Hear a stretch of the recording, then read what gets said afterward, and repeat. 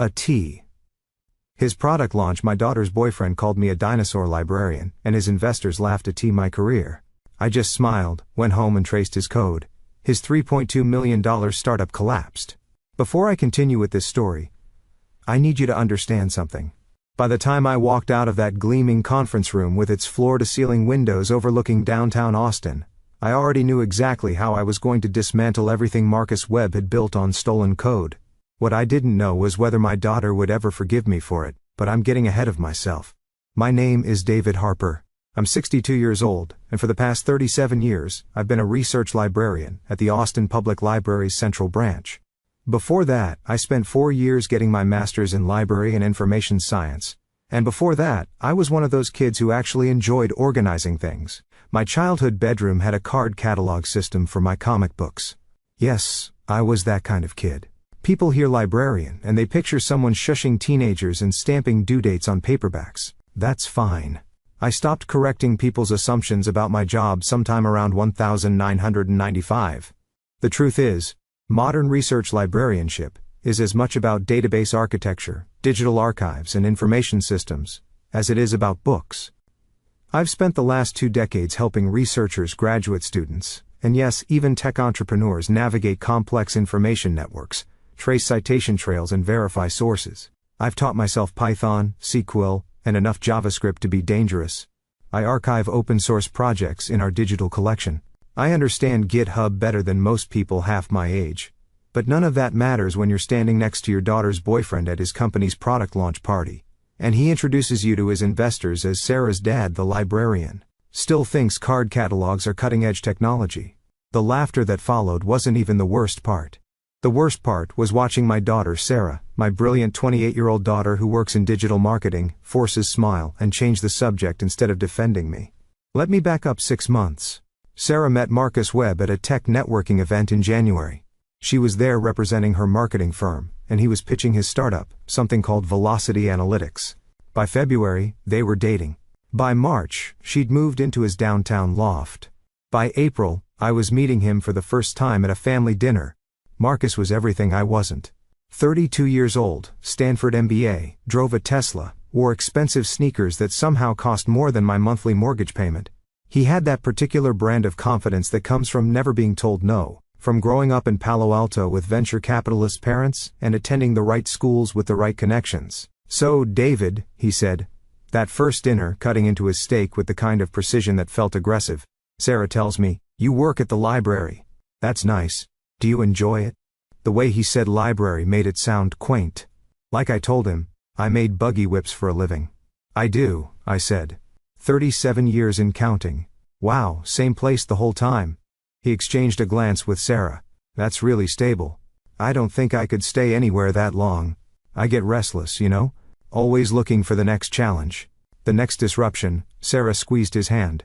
"Marcus just raised his Series A. $3.2 million. "Congratulations," I said, and I meant it.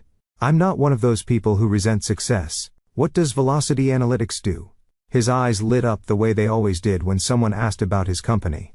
For the next 20 minutes he explained how his platform used machine learning to analyze customer behavior patterns and predict purchasing decisions. It would revolutionize e-commerce, he said. It was going to change everything. I listened, nodded, asked questions. Some of what he described sounded familiar, like I'd read about similar approaches in the tech journals we subscribed to. But I couldn't place it exactly. When dinner ended, Marcus shook my hand and said, "It was good to meet you, David. You should come by the office sometime. See what real innovation looks like." Sarah didn't say anything in the car ride home, and I didn't ask. Over the next few months, I saw them occasionally. Always at their convenience. Always briefly. Marcus was busy. Sarah was busy. They were building something, she said. I needed to understand that. I did understand. I'd raised her by myself after her mother passed when Sarah was 12. I understood about building things, about sacrifice, about working towards something bigger than yourself. What I didn't understand was why my daughter was slowly disappearing. She used to call me every Sunday, then it became every other Sunday. Then it became text messages with apologetic emojis. When we did talk, Marcus was always there in the background, or she was distracted, or she had to go because they had dinner plans with investors. "You don't like him," she said to me once. In late July, when I'd expressed concern that I hadn't seen her in 3 weeks, I didn't say that. "You don't have to say it, Dad. I can tell. I just miss you, sweetheart. That's all. Marcus says you're threatened by successful people. He says it's a generational thing." I let that one go. Picking that fight wouldn't bring her back. Then came the invitation. Velocity Analytics product launch celebration. Read the sleek black card that arrived in my mailbox in mid-September. "Join us for an evening of innovation as we unveil the future of e-commerce analytics." Sarah called the day after I received it. "You're coming, right? It's really important to Marcus that you're there. He wants to show you what he's built." Something in her voice made me say yes, even though I knew it was a mistake.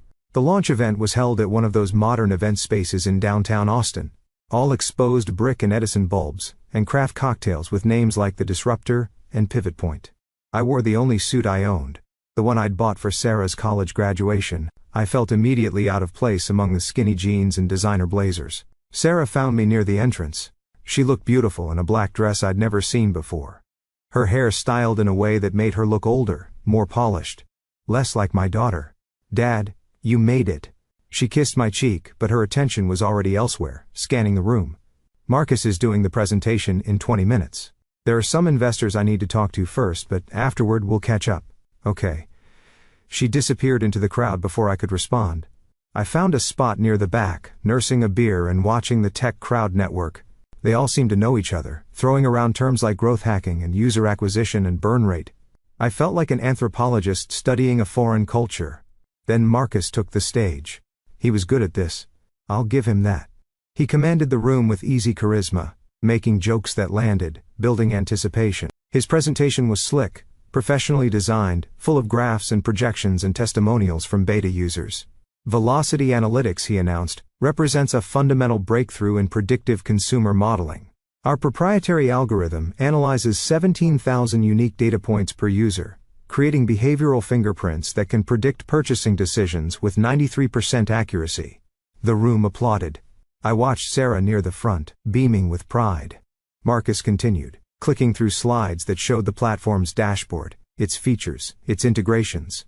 Something about it nagged at me, a feeling I couldn't quite name, like déjà vu, but more specific. "We built this from the ground up," Marcus said, his voice rising with conviction. "Every line of code written by our core team, every algorithm optimized for performance. This isn't standing on the shoulders of giants. This is innovation from first principles." That's when I placed it 6 months ago, maybe 7. A graduate student working on her dissertation had asked me to help her track down documentation for an open source project called Open Commerce Insights. It was a machine learning framework for e-commerce analytics, built collaboratively by developers across 3 continents.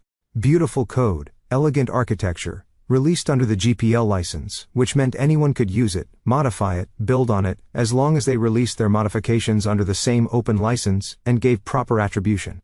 I'd helped her find the archive documentation, had even skimmed through some of the technical specs myself because I found it interesting. The architecture Marcus was describing, the 17,000 data points, even the phrase behavioral fingerprints, it was all there in Open Commerce Insights. Maybe it was coincidence. Maybe Velocity Analytics had licensed it properly, or maybe I was misremembering. I pulled out my phone and started searching discreetly. The Open Commerce Insights GitHub repository was still active. The last commit had been 3 months ago. I scrolled through the documentation, and there it was. The same architectural approach, the same technical methodology, even some of the same language Marcus had used in his presentation.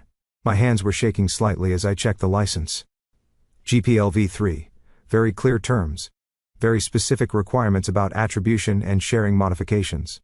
I looked up at Marcus, who was now taking questions from investors, confidently fielding inquiries about scalability and competitive advantages in intellectual property protection. "Our code is completely proprietary," he said, in response to one question. "We filed for patents on 17 separate algorithmic innovations." The room broke into applause again. Sarah was recording him on her phone. Proud girlfriend capturing her boyfriend's moment of triumph. I slipped out before the presentation ended. I needed air. I needed to think.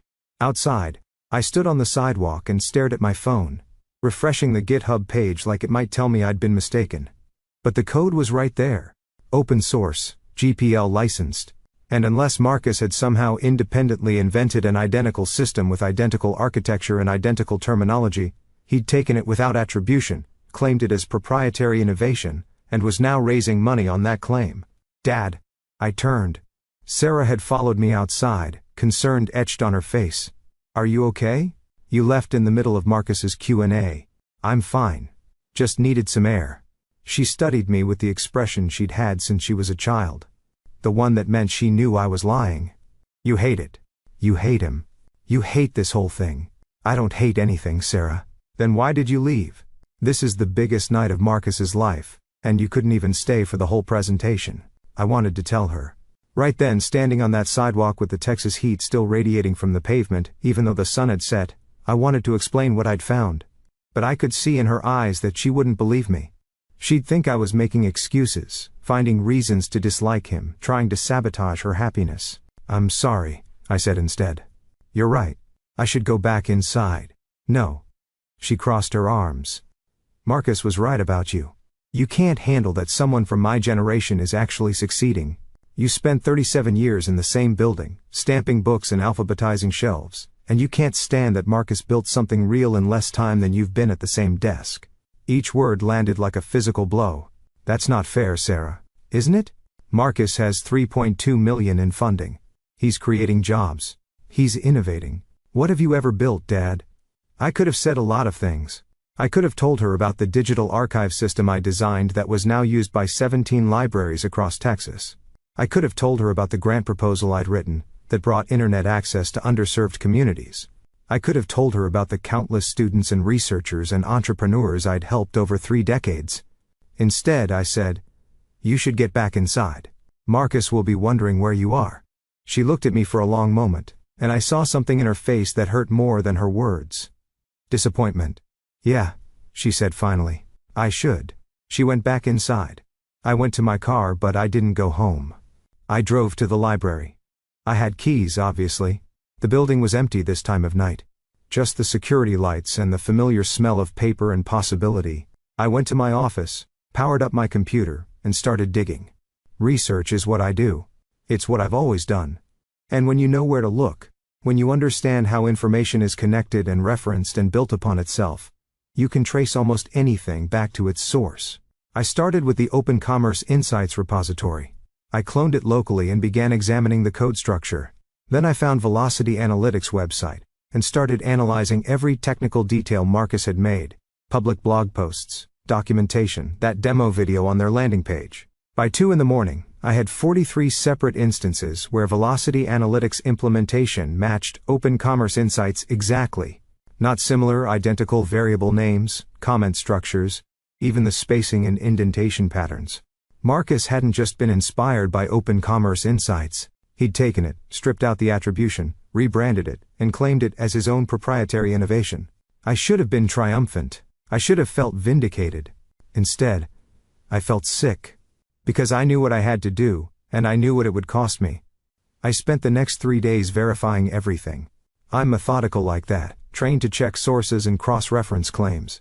I reached out to one of the core Open Commerce Insights developers, a woman named Patricia Chen, who taught at Carnegie Mellon. I explained what I'd found, sent her the evidence. Her response came back within an hour. This is a blatant GPL violation. We need to take action. She put me in touch with 2 other developers and a lawyer who specialized in open source licensing. They were grateful, angry, determined. They'd spent 3 years building Open Commerce Insights as a gift to the community, and someone had taken it, monetized it, and was now raising millions on the theft. We'll send a cease and desist first, the lawyer explained on our conference call. Give him a chance to make it right. If he refuses, we file suit and contact his investors. How long? I asked. For what? How long until his investors know? If he doesn't comply with the cease and desist, 3, maybe 4 days. News travels fast in the tech world, especially news about IP theft.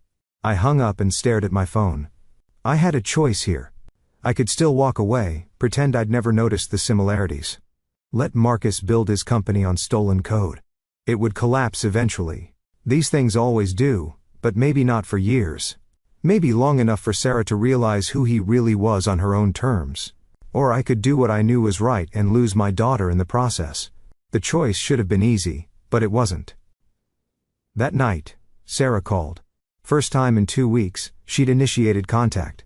"Dad, I want to apologize. I was really harsh the other night. Marcus said I should call you." "Marcus said that?" "Yeah. He feels bad about how things went. He wants to make it right. We want you to come to dinner this weekend. His parents are flying in from Palo Alto, and he wants you to meet them. Like, officially. As family." My throat tightened. "Sarah, I need to tell you something. Can it wait?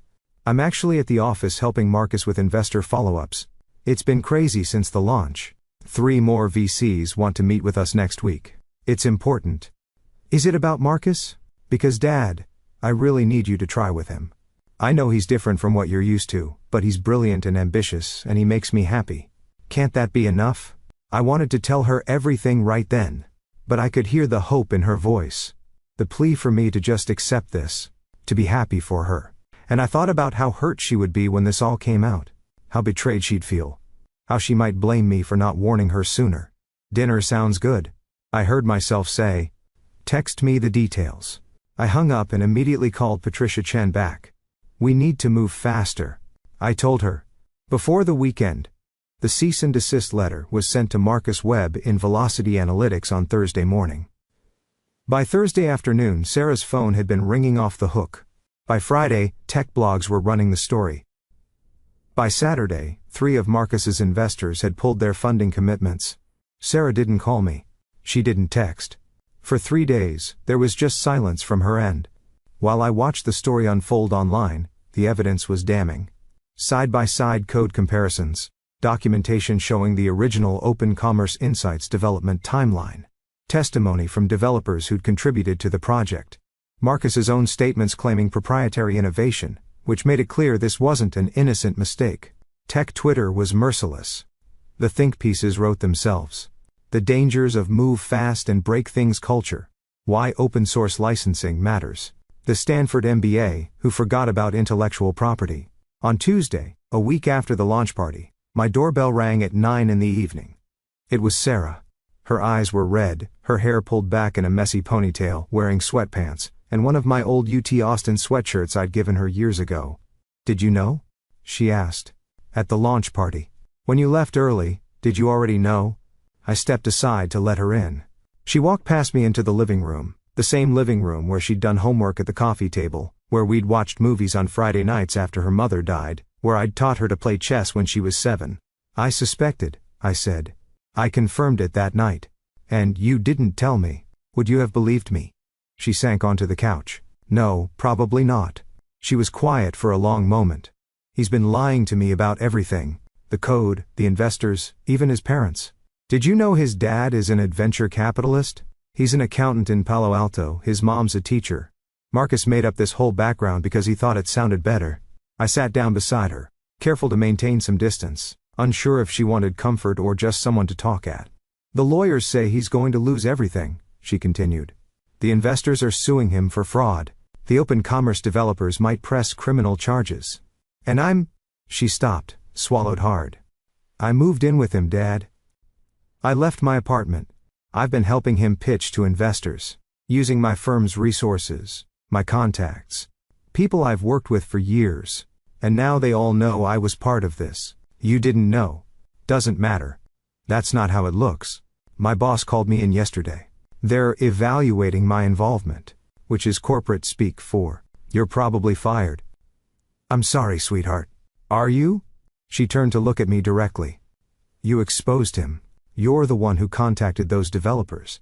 I saw your name in the filings. David Harper, research librarian. Initial source of evidence.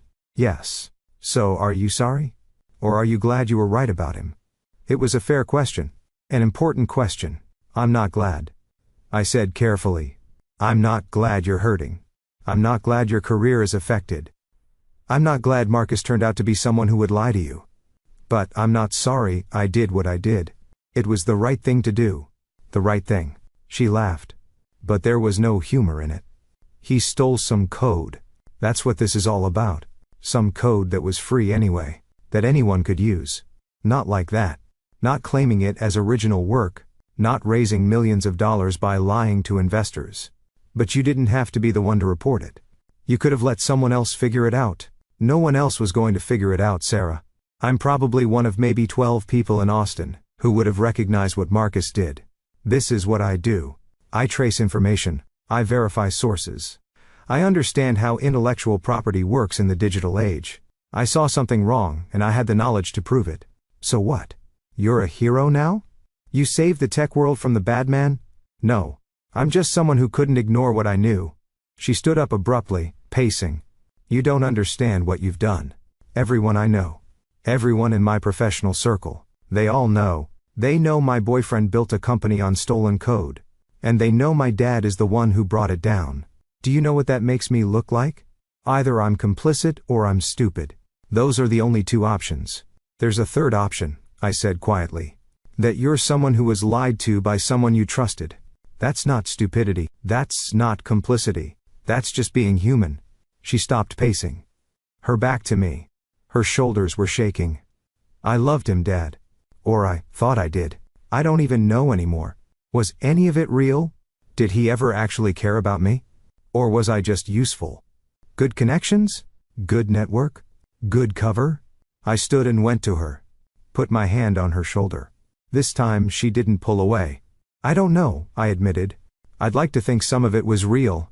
But people who lie about one thing usually lie about many things. She turned and buried her face in my shoulder. And for the first time since she was a teenager, my daughter cried in my arms. We stood like that for a long time. Eventually, she pulled back. Wiped her eyes with the sleeve of the sweatshirt. I need to ask you something. And I need you to be honest. Always. Did you do this because it was the right thing to do? Or did you do this because you wanted Marcus gone? I thought about that carefully. Both. I said finally. I wanted him gone because I saw how he talked down to you. How he made you feel like you had to apologize for me. For my career. For the choices I've made. I didn't like who you were becoming around him. But I wouldn't have acted on that alone. I acted because what he did was genuinely wrong. Those developers spent years building something for the community, and he stole it. The investors gave him millions, based on a lie. That's fraud. That matters. She nodded slowly.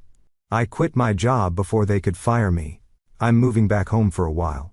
If that's okay.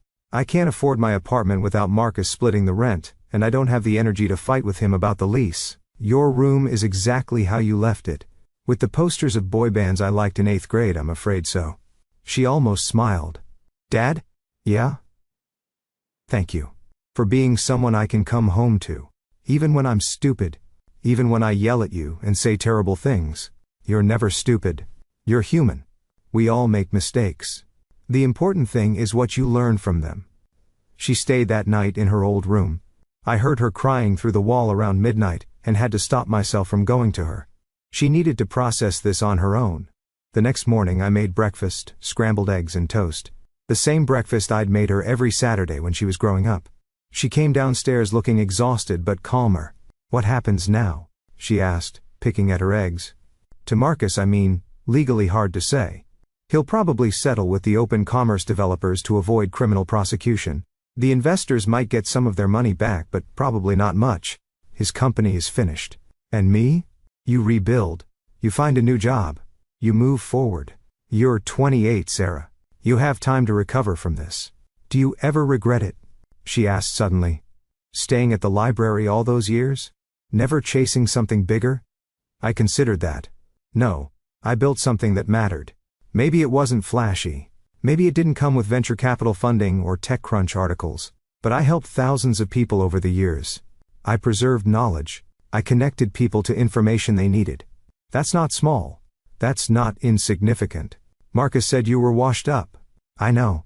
He was wrong. I know that too. She was quiet for a moment. I need to learn how to value the right things. I got so caught up in his world, in the excitement of it all, that I forgot what actually matters. That's not an easy lesson. Some people never learn it. Did Mom know? About the library stuff. The database work? All the technical things you do? She knew. She was proud of it. She used to joke that I was the most interesting person no one had ever heard of. Sarah smiled. The first genuine smile I'd seen from her in months. I like that. The most interesting person no one had ever heard of. It's not a bad way to live. Over the following weeks I watched Sarah put herself back together. She landed a new job at a smaller marketing firm, one that valued integrity over flash. She started calling me again on Sundays. She came over for dinner on Wednesdays. Marcus disappeared from social media. I heard through the tech community grapevine that he'd moved back to California. Was working for his father's accounting firm. The lawsuits were settled quietly.